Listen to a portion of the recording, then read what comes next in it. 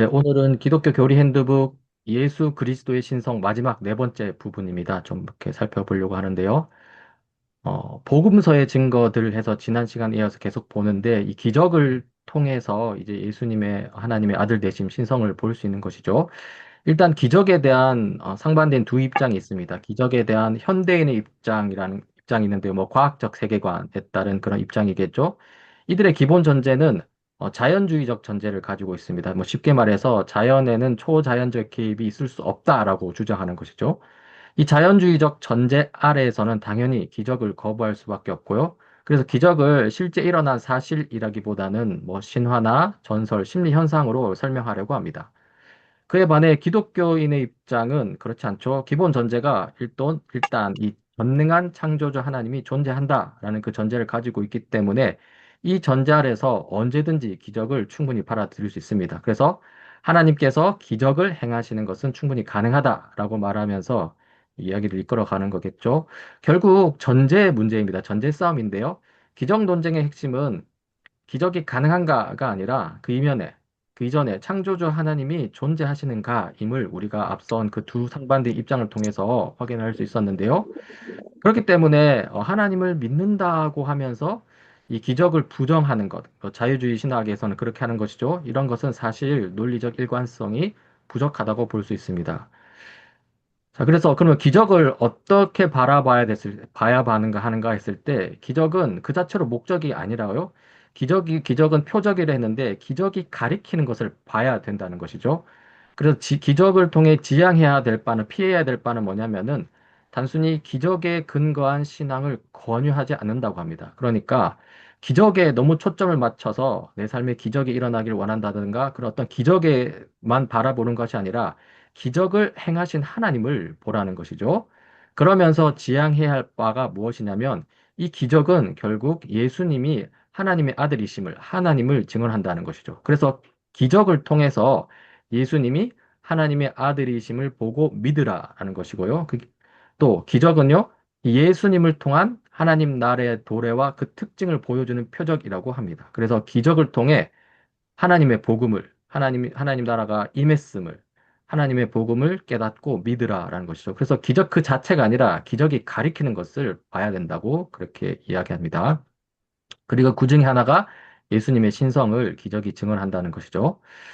복음서의 증거들 또 하면 동정녀 탄생인데요. 이 부분과 관련해서 성경 기록들을 좀 보면은 마태복음 1장에 보면 예수 그리스도의 태어나심은 이러하다. 그의 어머니 마리아가 요셉과 약혼하고 나서 같이 살기 전에 마리아가 성령으로 잉태한 사실이 드러났다. 이 말씀이 있고요. 또 누가복음 1장에는 천사가 마리아에게 대답하였다. 성령이 그대에게 임하시고 더없이 높으신 분의 능력이 그대를 감싸 줄 것이다. 그러므로 태어날 아기는 거룩한 분이요 하나님의 아들이라고 불릴 것이다. 그리고 또 갈라디아서 보면 바울이 그러나 기한이 찼을 때 하나님께서는 자기 아들을 보내셔서 여자에게서 나게 하시고 이렇게 말하면서 이 동정녀 탄생에 대해서 성경은 이렇게 기록하고 있습니다. 동정녀 탄생에 대한 이 정통 기독교적인 해석은 딱 이렇습니다. 그냥 예수님은 인간 아버지를 통하여 태어나지 않으셨고 성령으로 잉태되셨다 이렇게 되는 건데요. 이게 뭐냐면 삼위의 제2위격으로서 신성을 지니신 예수님은 그러니까 예수님은 삼위 중에 제2위격이죠. 성자의 위격을 가지고 있죠. 거기서 이제 여기서 이제 신성을 보는데요. 그런데 어디서 인성을 취하셨냐면 마리아로부터 인성을 취하셨다 이렇게 합니다. 그래서 이 마리아에 관해서는 마리아는 예수님을 낳았다는 점에서는 특별하나 그 외 모든 점에서는 그저 한 인간일 뿐이다 이렇게 보고 있는 것이죠. 그런데 이 동정녀 탄생에 관한 이 과도한 해석이 있습니다. 아까 뭐 성령으로 잉태되었다 그 이상으로 막 과도하게 해석을 들어가게 되면 여러 가지 오류를 낳는다는 것인데요. 그 중에 하나가 이제 성부 하나님이 이제 인간 아버지처럼 태아에게 남자 염색체를 제공하는 역할을 했다라고 말하면서 그 성령으로 잉태하셨다라는 것을 좀 자세하게 설명하려고 하다 보니 이제 성부 하나님을 인간 아버지처럼 취급하게 되는 그런 어떤 우를 범하는 경우가 있다고 합니다. 그렇게 해서 되면 그렇게 태어날 존재는 이제 참된 신이자 동시에 참된 인간이 아니라 이제 인성과 신성이 생물학적으로 결합된 존재. 그러면서 참 하나님도 참 인간도 아닌 제3의 존재가 되는 셈이고 이것은 유티케스주의의 오류에 빠지는 것이라고 하는데요. 유티케스주의가 뭐냐면은 예수님의 인성과 신성이 혼합되었다라는 그런 주장입니다. 나중에 뒤에서 좀 살펴볼 터인데요. 일단 이와 관련해서 정통 기독교 입장은 예수님의 인성과 신성은 혼합되지도 분리되지도 않았다. 뭐라면 예수님은 참된 인간이자 동시에 참된 하나님이시다라고 그렇게 우리가 알고 있습니다. 요거를 이제 위격적 연합이라고 하는데요. 그냥 한번 보십시오. 이렇습니다. 성육신하신 예수 그리스도는 참된 한 인격 안에서, 요때 요 인격은 이제 제2격을 가리겠죠. 참된 한 인격 안에서 하나님 아들의 영원한 신적 본성과 신성과 한계와 어떤 필요를 지닌 진정한 인적 본성, 인성이 혼합되지도 분리되지도 않은 채 연합되셨다. 요렇게 주장하는 그런 내용들이 있습니다. 그런데 이제 너무 과도하게 그 동정의 탄생을 해석하려다 보면 그런 어떤 이 혼합시키는 예수님의 인성과 신성을 혼합시키는 잘못을 범하게 된다는 것이죠. 또 과도한 해석 두 번째는 예수를 낳은 마리아는 보통의 인간을 넘어선 특별한 존재라는 그런 겁니다. 이제 예수님을 낳은 마리아를 이제 하와와 비교하는 것이죠. 그러니까 하와는 불순종의 죄를 낳았다고 그러는데요. 이렇게 비교 대조를 통해 가지고 부당하게 그걸 확대시켜서 이 마리아를 공동 구속자로 보는 관점입니다. 이게 뭐냐면 하와가 적극적으로 죄에 참여한 것처럼 그렇지 않습니까? 아담으로 하여금 선악과를 따먹게 하지 않았습니다. 그런데 이 마리아는 그와 반대로 이제는 하와와 대조되는 의미에서 마리아는 적극적으로 구속에 참여한 것으로 오해하는데요.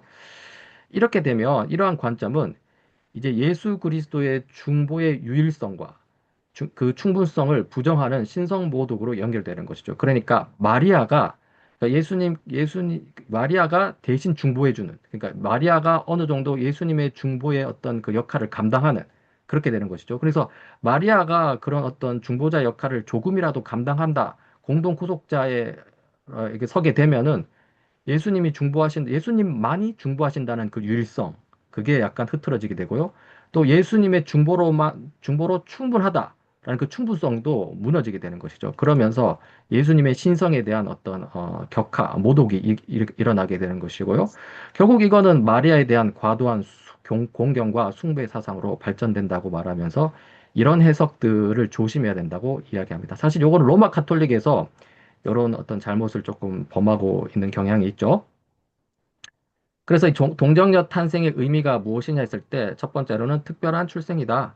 동정녀 탄생으로 오신 예수 그리스도는 특별한 분이시며 특별한 사명을 드러낸다.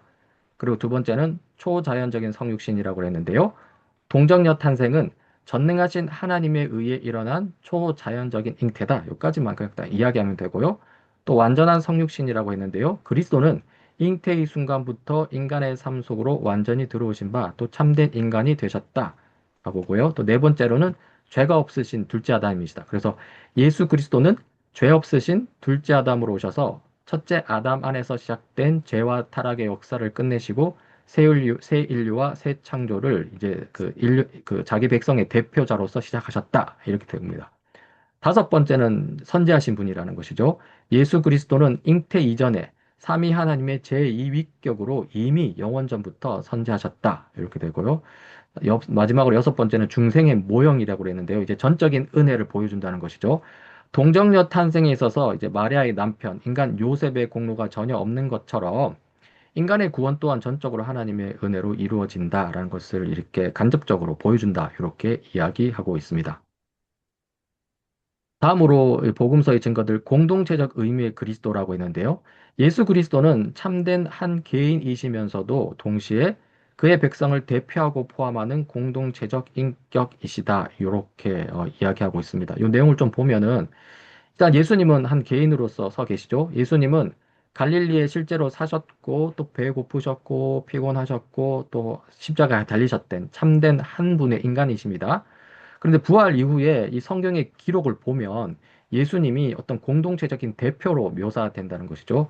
그래서 어떻게 하냐면 그리스도인들은 그리스도 안에 존재한다. 이렇게 이렇게 기록들이 나오고요. 또 교회는 결국 성도들의 모임, 공동체이지 않습니까? 교회는 그리스도의 몸이다라고 말하면서 또 이 공동체적 대표로서 예수 그리스도가 나타나고요. 또 그리스도의 죽음은 그냥 하나님의 백성들을 위한 것이다. 이렇게 이야기하고요. 그러면서 이 신자들 공동체는 그리스도와 연합함으로 그리스도의 죽음과 부활, 의와 생명에 참여한다라고 이야기하면서 이제 부활 이후에 이 서신서라든가 여러 가지 그 성경의 기록을 보면 예수 그리스도가 공동체적인 대표로 나타난다는 것이죠. 이렇게 공동체적인 표현으로 나타난 것은 이 하나님께만 돌릴 수 있는 신적 차원의 경험이 그리스도에 대한 경험에서 반영됨을 보여준다고 말하는 건데요. 결국 뭐냐면 공동체적 의미로 설 수 있다라는 것은 단순히 인간이라면 그렇게 못한다는 것이죠. 하나님만이 그렇게 공동체적인 의미로 서실 수 있다. 그런 것이겠죠. 그래서 예수 그리스도께서 모든 시대와 모든 성도들을 자신과 연합된 한 몸으로 삼으시는 것은 인간으로서는 할 수 없고 하나님으로서만 가능한 일이며 이는 예수 그리스도의 신성을 강력하게 드러내는 것이다 라고 말하면서 이제 공동체적 의미의 그리스도라면서 그리스도의 신성을 이렇게 이야기합니다.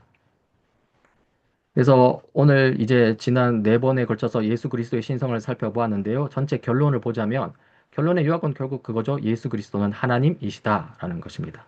지금까지 살펴본 증거들은 하나님의 영원한 아들이신 예수 그리스도가 죄인들의 구속을 위해 성육신하셨음을 명백하게 보여줍니다. 예수 그리스도는 삼위일체 하나님 중에 제2위격이 되시는 분이시고 육신으로 나타나신 하나님이신 것이죠. 그리고 여기서 또 우리가 그리스도의 신성이 가지는 의미를 볼 수 있는데요. 그리스도의 신성은 첫 번째로 기독교 계시의 최종성의 어떤 본질적인 전제가 된다는 것입니다. 그래서 예수 그리스도가 하나님이 아니시라면, 그러니까 신성을 지니지 못한다면 예수 그리스도는 하나님의 최종 계시자가 아니라는 의미고요. 그러면 예수 그리스도가 전달한 기독교 계시도 최종 계시가 아니라는 의미죠. 이것이 의미하는 바는 기독교가 후속 계시나 다른 종교에 의해 대체될 수 있는 하나의 종교가 되고 만다는 것을 의미하고요. 이런 면에서 예수 그리스도의 신성이 무너지면 기독교 계시의 최종성도 결국 무너진다는 것입니다. 그래서 이건 결국 뭐냐면 기독교 계시가 이제 하나님을 드러내는 것 아닙니까? 결국에는 이 성경의 권위가 무너지게 되면서 우리가 성경의 권위가 무너지면 기독교도 무너지게 되는 것이죠. 그래서 예수 그리스도의 신성이 딱 뒷받침되어야만이 성경의 권위도 살고 우리가 기독교를 참되게 믿을 수 있다. 이렇게 이야기하는 것입니다. 또 그리스도의 신성이 전제로서 작용하는 것은 기독교 구속의 유효성입니다. 이걸 봅시다. 예수 그리스도가 하나님이 아니시라면 그렇다면 예수 그리스도는 우리와 하나님 사이에 발생한 죄 문제에 개입할 아무런 권한이 없으신 것이죠. 그러니까 예수님이 하나님이 아니라면 일단 예수님은 인간도 아니고 하나님도 아니면 제3자이신데 그러면 우리와 하나님 사이에 일어난 일에 어떻게 개입하겠느냐 이렇게 이야기가 되는 것이죠. 논리적으로. 그렇게 되면 아무런 권한이 없으면 예수님이 이루신 구속 그것 또한 실상은 사실 무기력한 거 아니야. 상관이 없는데 무슨 상관이냐 이런 것이죠. 그래서 용서와 구원을 행할 수 없는 무기력한 것이다 이렇게 됩니다. 이게 의미하는 바는요, 우리가 다시 하나님 앞에서 스스로 의를 얻고자 하는 이 불가능한 과제에 끊임없이 매달려야 함을 의미한다는 것입니다. 그러니까 예수님을 통해서 우리가 죄사함의 어떤 공로를 얻지 못하면 우리가 그것을 스스로 이제 쌓아가는 것이죠. 그래서 결국에는 그 은혜 종교가 아니라 행위 종교로 전락하고 만다는 것입니다. 다시 말해서 그리스도의 신성이 없으면 기독교는 행위 종교로 간다는 거죠. 즉 예수 그리스도의 신성이 무너지면 기독교 구원의 유효성도 무너지고 결국 그렇다면 기독교가 은혜 종교가 아니라 행위 종교로 가는 그런 것이 된다는 것입니다. 자, 그래서 앞서 살펴본 증거들을 통해서 살펴볼 수 있는 것처럼 예수 그리스도는 하나님이십니다. 그렇죠? 그래서 이 예수 그리스도를 통해 최종적 진리, 오늘날 우리가 보고 있는 성경을 통해서 최종적 진리가 보게 되고요. 또 예수 그리스도를 통해서 최종적 구속을 우리가 누리게 됩니다. 그러면서 예수 그리스도 안에 있는 우리는 참된 샬롬을 누릴 수 있다. 이렇게 볼 수 있는 것이죠. 오늘 살펴본 내용을 요약하자면요. 예수 그리스도는 기적, 동정녀 탄생, 부활 이후 교회와 연합하시는 공동체적 그리스도로서 자신이 참 하나님이시며 참 사람이심을 드러내셨습니다. 또 예수 그리스도의 신성은 기독교의 핵심 전제입니다. 하나님이신 예수 그리스도를 통해서 하나님의 최종 계시가 완성되었고요. 또 하나님이신 예수 그리스도를 통해 죄인을 위한 완전하고 유효한 구속이 이루어졌습니다. 그러므로 우리는 예수 그리스도를 단순한 위대한 인간이나 종교 지도자가 아니라 하나님의 아들이자 유일한 구원자로 믿고 그분 안에서 참된 진리와 구원 그리고 샬롬을 누립니다. 네, 지금까지 오늘 그 내용들을 좀 살펴